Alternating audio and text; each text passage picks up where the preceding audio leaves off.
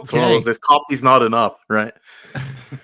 Yeah, I've been rocking and rolling with the coffee as well. I've got it right here in my mug. So we are. I mean, it's here. The first week of high school competition is upon us, which means guys like you and me get really busy. So yeah.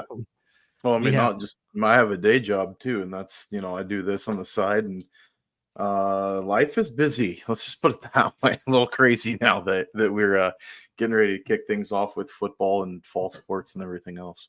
plus you as a parent, Ryan, your son, is he back in school yet or soon? Starts after Labor Day. We should have open house coming up next week, I believe, and then but he starts flag football on Monday, so I'm helping coach his flag football team again this year, so he practices Monday games on Thursdays, and full plate.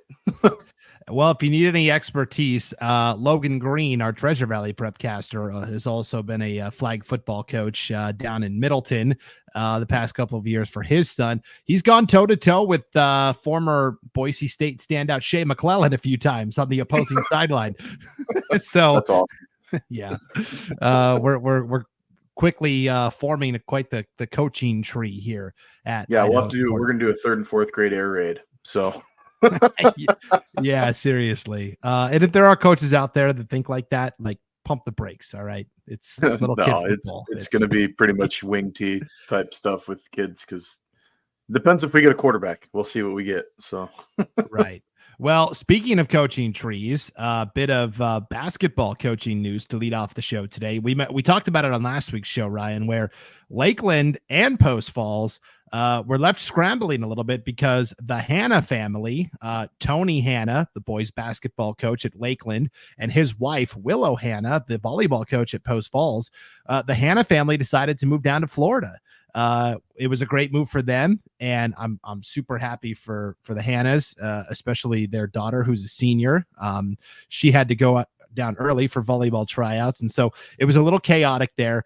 It was a move they were thinking of making in general. Just it came up really quickly over the summer, and so anyways, they left both schools here, Post Falls and Lakeland, scrambling a little bit. Now Post Falls was able to basically talk to the previous volleyball coach before Willow and say, hey, you want to come back and coach? And she was like, yeah, let's do it. So that was an easy one. Lakeland had a little more time to fill their coaching void, and they finally did this past week. Yeah, and I think they got a pretty nice hire. I was reading a great article in the Coeur d'Alene Press about Caleb DeFavis, who they hired, and he's actually going to have his brother on staff with him as an assistant coach, but he's got, comes from a really, really good coaching tree down in California, and I think it's going to be a great fit. He's excited. I know that people cringe when they hear California and the state of Idaho, but after reading this article, if you get a chance to read Mark Nelke's article in the Coeur d'Alene Press, he's going to be the perfect fit here. So I'll let listeners go read that article because it is really, really good. But the guy's going to fit right in. He's going to be a great fit at Lakeland. Yes, and for those that are, he basically had the quote that was like, I love California, but I'm ready to get out of California. That's basically the long and short of it. I know up here in North Idaho, we hear that word California, we're like, there's like a tick, but okay, let's remember, okay, there are some tried and true born and raised North Idaho residents here. Oh, absolutely. Certainly. Yeah. Now the demographics have shifted a little bit over the years as well. I am a transplant. I mean, I wasn't born and raised in North Idaho. I'm from Montana. Ryan, you kind of did both. You did Washington and Idaho, but it was more Lewiston, right? Yeah. Yeah. And I was born in Boise. So I was born in the state of Idaho, but we moved around a little bit. And it was mainly because of work. I mean, my dad grew up in this area. So, moving here wasn't really a big deal. I lived 2 hours away growing up. I lived in Moscow for a number of years. And so, I don't really feel like an outsider, and I haven't been treated like one. And I'm in an industry, frankly, where I deal with a lot of people that move here. And more often than not, the ones that I meet, they're all great people. And they're just wanting the same thing that people who grew up here want. So that's why they're moving here. Yes, and that was my last point, was going to be that I know there's a lot of people that have lived here like since the 80s, the 70s, but they too were once from somewhere else. And so Sure. Yeah. we're And there is the generational people that live here, and especially out at Lakeland, there's a ton of them. yeah. And, you get to the smaller communities, it's families that have been there, eons, like, over 100 plus years of their family tree being in North Idaho. But I think it's kind of cool that, the new coach at Lakeland wants to jump in and he wants that for himself. Like he wants to start that for his family and have them be the generational North Idaho residents, which is cool. I can commend him for that. Yes.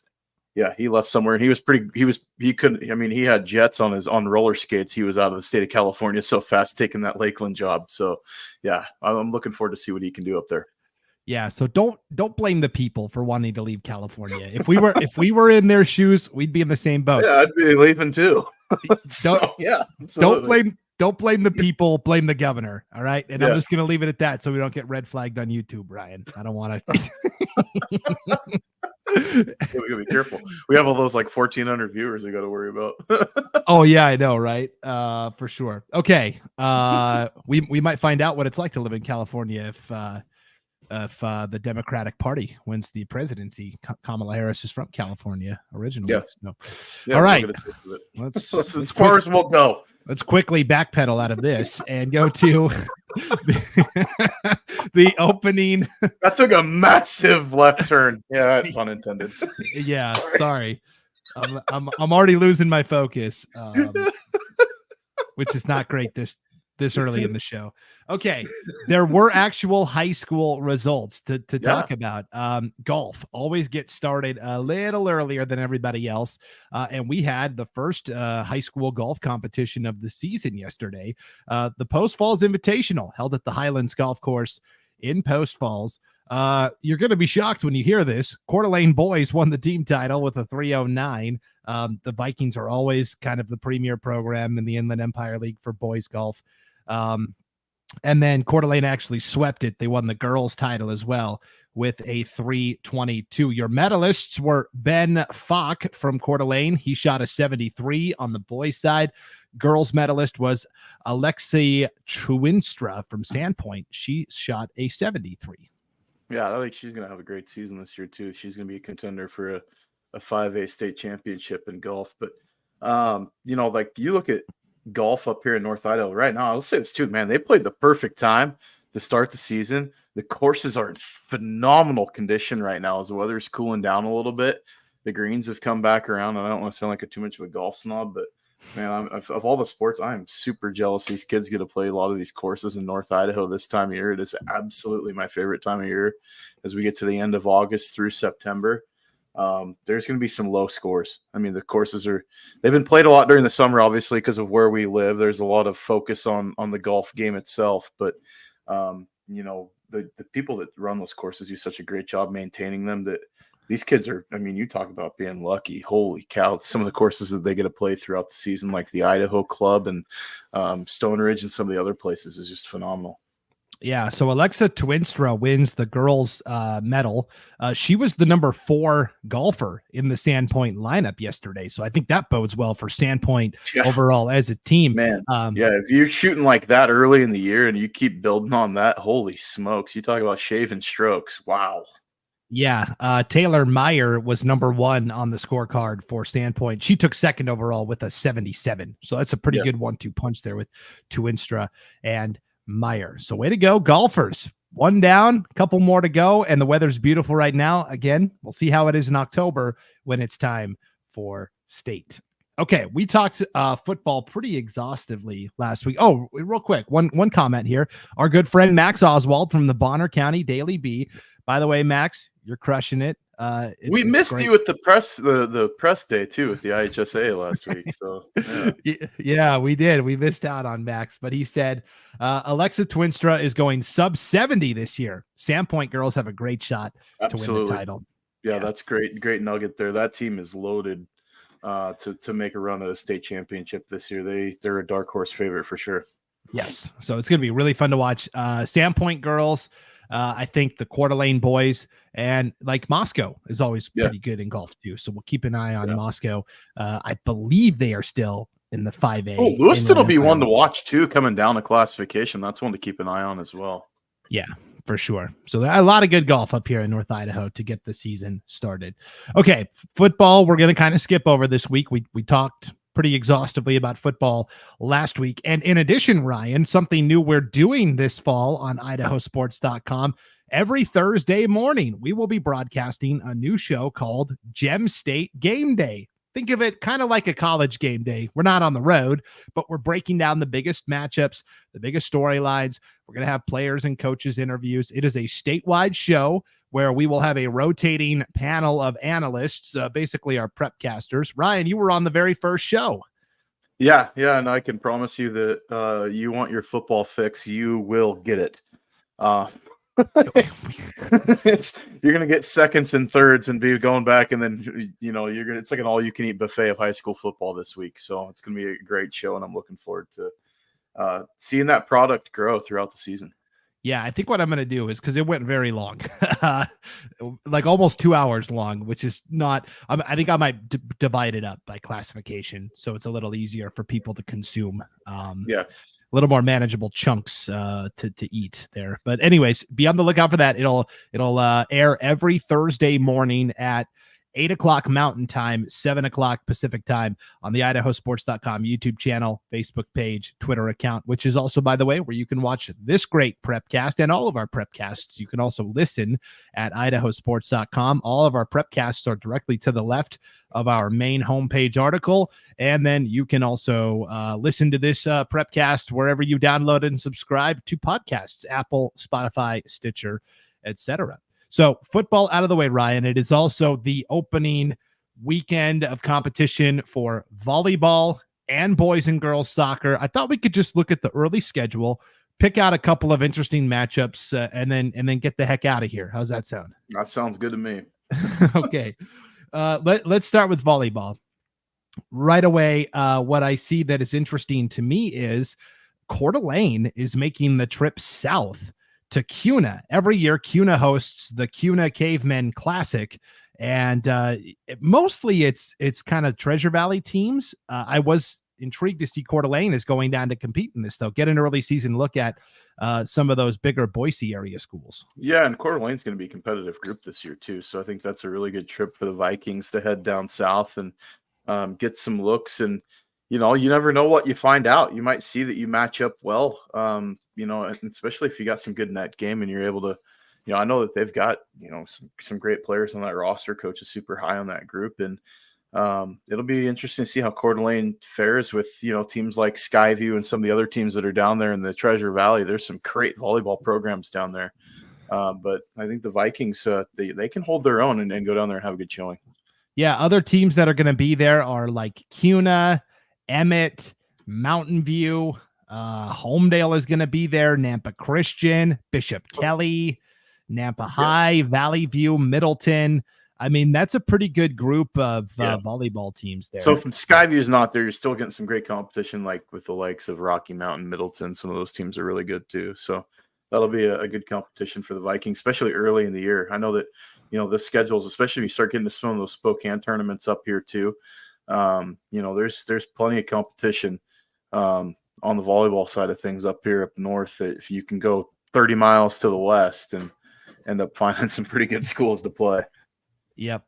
Other volleyball on the opening weekend schedule here, and that tournament is Friday and Saturday down in Kuna for Coeur d'Alene. Other tournaments or other games to keep an eye on. Stillwater Christian from Montana over there in the Flathead, Kalispell. They're going to do the double dip. They're going to play Timberlake on Friday, Bonners Ferry on Saturday. Sandpoint is going to take on Lake City. I can't remember if that's a conference game or not, because we are still doing the combined Inland Empire League, combined 5A, 6A. But they're going to play right out of the gates on Friday. And then the only match going on in District 2, Scaggs, at least that we see on our schedule, is Logos meeting up with St. Mary's. St. Mary's is a volleyball program that historically might be the best from North Idaho. They won, I don't even know how many championships in the 80s and 90s. It'll be interesting to see what St. Mary's looks like this year. Yeah, I think, you look at, a lot of notoriety gets shared about the 6A and 5A ranks, but with some of these classification changes and stuff too. I mean, looking at that White Pine League is going to be crazy this year with adding Kendrick into the mix. I mean, we talked about it at nauseum with football, but I mean, it's going to affect every sport as far as competition within that conference is just absolutely just loaded. Kendrick, Logos, you throw in Troy, historically has been very, very good. Prairie, some of those other teams, they're just that conference is going to be absolutely crazy. And then St. Mary's in their conference. I mean, the CIL's no slouch either. I mean, you throw in St. Mary's, Grangeville, Kellogg's been good as years past. So some of the teams, hopefully Priest River's on an upswing too with a lot of their numbers. I know that they've got more kids out in all sports, which is good to hear. It'll be interesting to see how things shake out as season progresses. It's super early, so it's really hard to kind of pen, who's your favorite going into things. But, from an early standpoint, at least get some early looks at some of these programs just to see what they're bringing to the table this year. Yeah, Kellogg and St. Mary's tied for the conference title last year. They each went 12-4 overall. They each went 6-2 in league play. So we'll see if Kellogg and St. Mary's and Orofino, I think, is a team on the rise. Orofino's in there too. Yeah.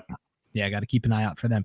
If you want a more extensive volleyball breakdown, IdahoSports.com is once again going to have some good volleyball coverage this fall.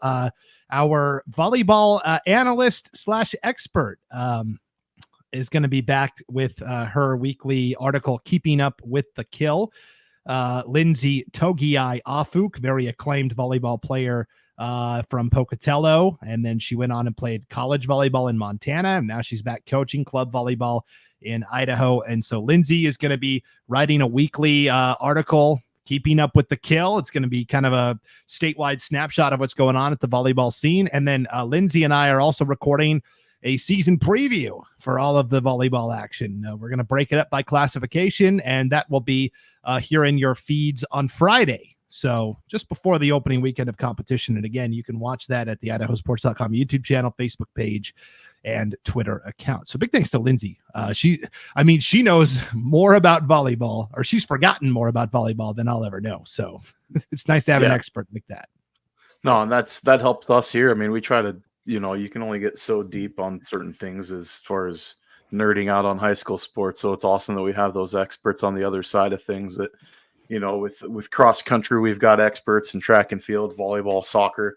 We got a number of people that contribute and put out amazing content, somewhere that you don't see anywhere else in the state. Yep. All right, let's wrap up with soccer. What's going on in the early season soccer slate? On the boys' side, I think the most intriguing thing to me is Jerome is coming all the way up to North Idaho for a pair of matches. They're going to play Post Falls on Friday, Lakeland on Saturday. And remember, for boys and girls soccer, Post Falls is a 5A school. They successfully petitioned down a level. They have struggled over the past couple of years. So you have kind of this bloated 5A IEL with Moscow, Sandpoint, Lakeland, Lewiston, and Post Falls, a five school league. It leaves just kind of lonely Coeur d'Alene and Lake City all alone in the 6A IEL. And that's a stinker too, because that affects state tournament berths and stuff like that. That kind of stinks, because there's some quality. We've seen in the past, Coeur d'Alene and Lake City both been quality, state qualifying teams at, the boys and girls level. So, but that, for Post Falls, how's that work for the competition wise? We'll see. I mean, a school that size playing down of a classification, maybe they can pull some success. I know that, there's Lakeland could be a team on the rise, which is cool to see. We know what Sandpoint's been and Moscow's been historically. Lewiston's always been in the mix at the large school level. They've kind of been there, but now being down in actual classification, can they make a run and get a state tournament appearance? I think it would be interesting to see the Bengals get in that mix. So, but yeah, with Jerome making the trip all the way up here, playing a couple games, I think that's a big look, for those two schools, Post Falls and Lakeland, getting that game up here. And going to be an interesting, that 5A IEL is going to be crazy this year as far as finally having a full league slate like that with that number of teams in that conference. It's going to be, I think, great for competition. Whoever gets the number one seed, I haven't seen the district tournament bracket yet, but with 5 teams, you figure number one's going to get a bye or something. So that would be huge. Yeah. Certainly. Sandpoint, to me, still the favorite. They've got a big matchup, and we're talking boys soccer here. Jerome boys are going to come up and play Post Falls Friday.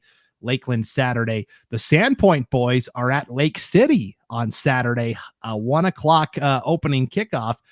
These are two teams that could go to state in their respective classifications. That might, if you're looking for something to do this weekend in the Coeur d'Alene area, that might be a nice little fun afternoon event. Weather should be decent, and get a chance to go watch some pretty high quality high school soccer. That's going to be a good match.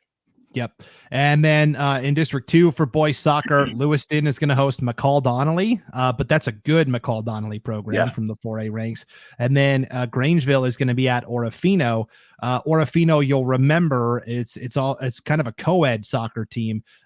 They have, the last couple of years, they've had 3 or 4 girls that have wanted to play soccer, not enough for a standalone team, but they have been incorporated into the boys program. Kind of a neat deal for Orofino, and they will once again have just the one soccer team this fall. I'm not sure how many girls are going to be on it, but they'll just compete on the boys side.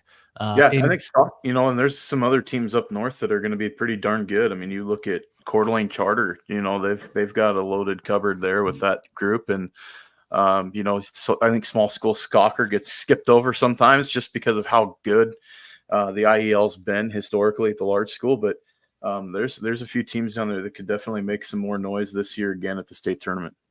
Yeah, Coeur d'Alene Charter opens its season with St. Mary's, boys and girls, doubleheader on Saturday at the Real Life Fields in Post Falls. St. Mary's, unfortunately, has been down in soccer. They've had a hard time just getting enough people out for the team.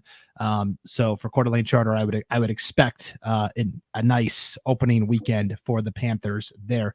On the girls' side of things, Ryan, it's a lot of the same matchups, just reversed. So wherever the boys' game is, like Sandpoint is at Lake City, while on the girls' side, Sandpoint hosts Lake City. And again, these are two premier girls soccer programs. They could be representing the 6A and 5A respectively at state.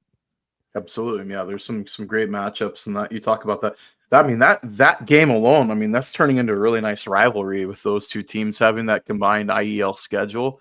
I know that there's a classification difference between those two programs, but man, you go back and look at some of the games that they've had over the last, 4 or 5 years, uber competitive. And that's been really cool to see. Lake City's had some phenomenal teams. Sandpoint's had some, championship teams.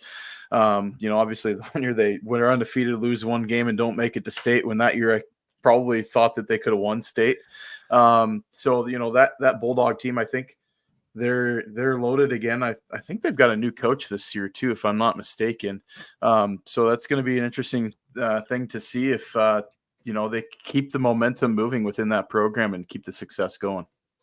Yeah, Sandpoint has a new boys coach. That's what it was. Okay. Yeah, I think girls. I think it was one of the soccer teams had a new coach, and I couldn't remember if it was boys or girls. So if Max is still hanging out in the chat, he can let us know. But I didn't want to inadvertently fire somebody over Prepcast without them knowing. So yeah, right. That would be quite the surprise. Girls soccer from District 2. McCall Donnelly is making the trip up just like the boys, but they're going to play Grangeville instead of Lewiston. And speaking of Lewiston, the Lewiston girls are headed south.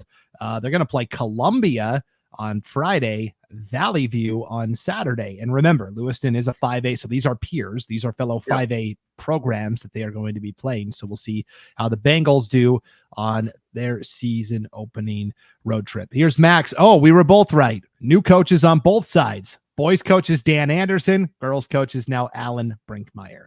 I knew there. Okay, I wasn't wrong. All right. Thanks, Max.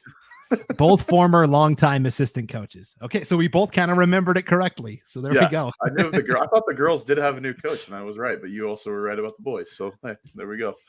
Yep, a nice tie. So okay, before we get out of here, let's mention on the IdahoSports.com broadcast schedule what's coming up. We mentioned Gem State Game Day, our new show we're launching. That will be Thursday morning, 7 o'clock Pacific time. We're gonna have our statewide volleyball previews Friday morning.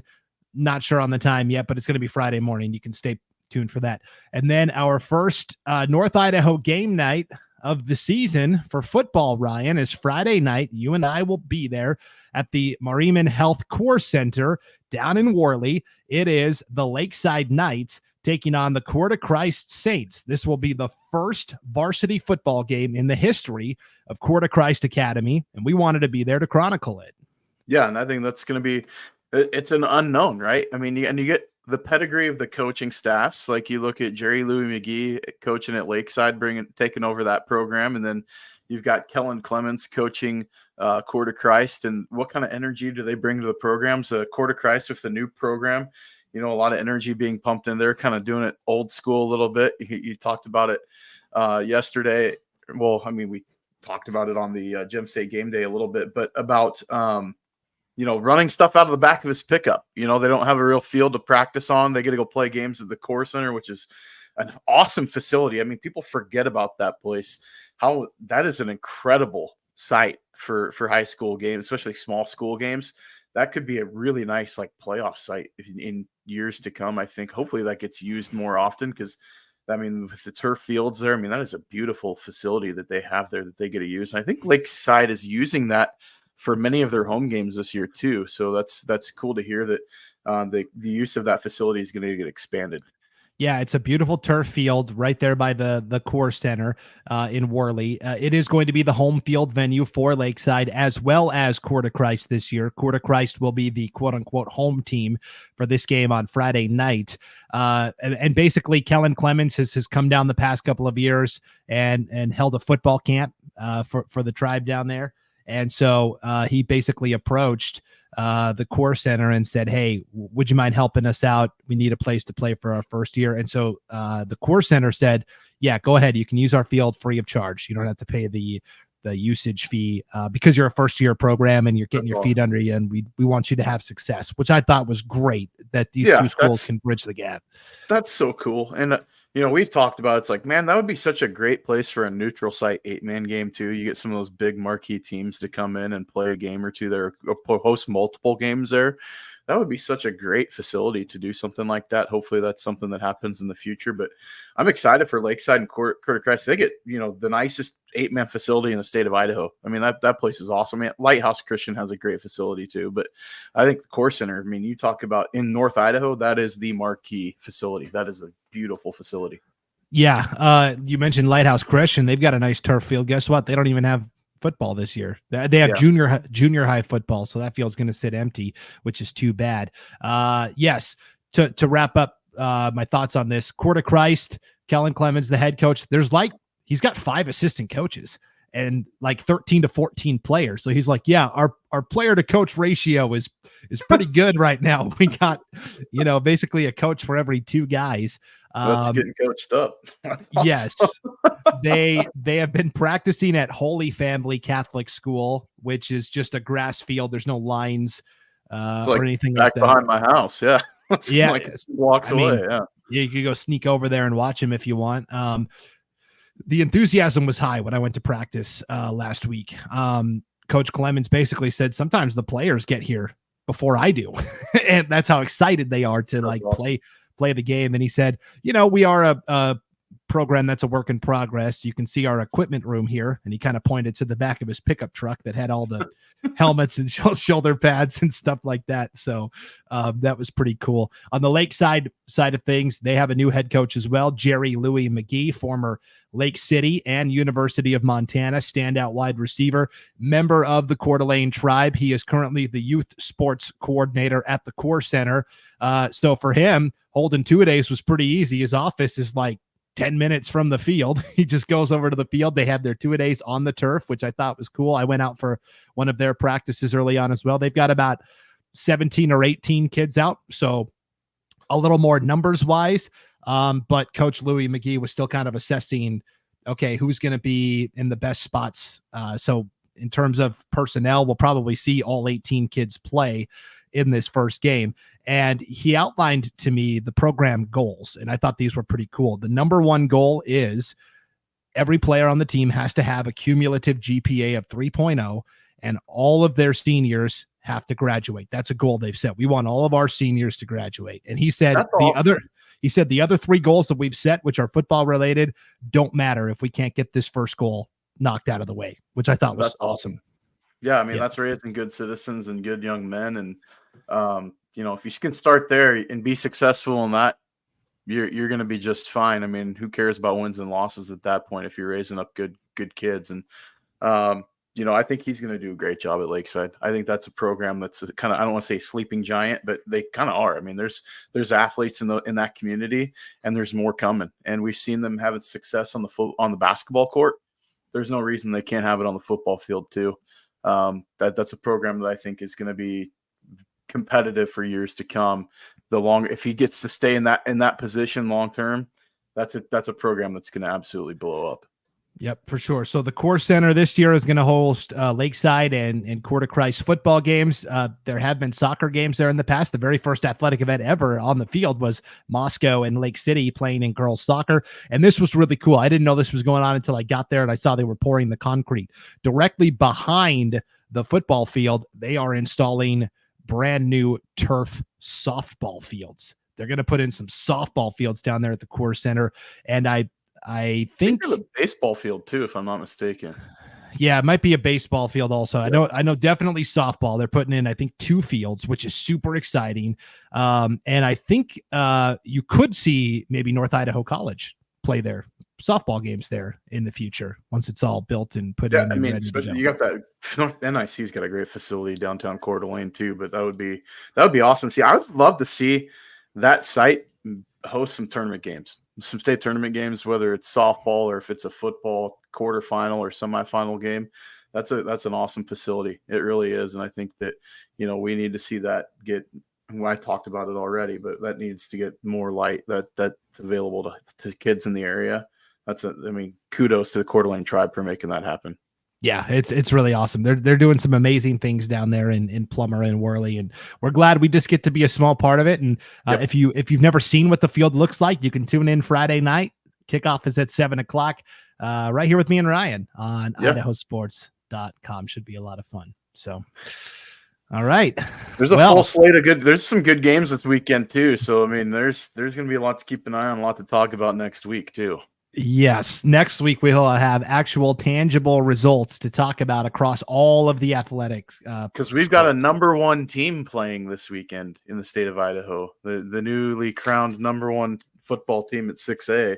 That's going to be a fun one. That Rigby-Coeur d'Alene game is going to be phenomenal too. Yeah, the first media poll of the year came out. Coeur d'Alene debuted at number 1 in the 6A classification, which was very exciting.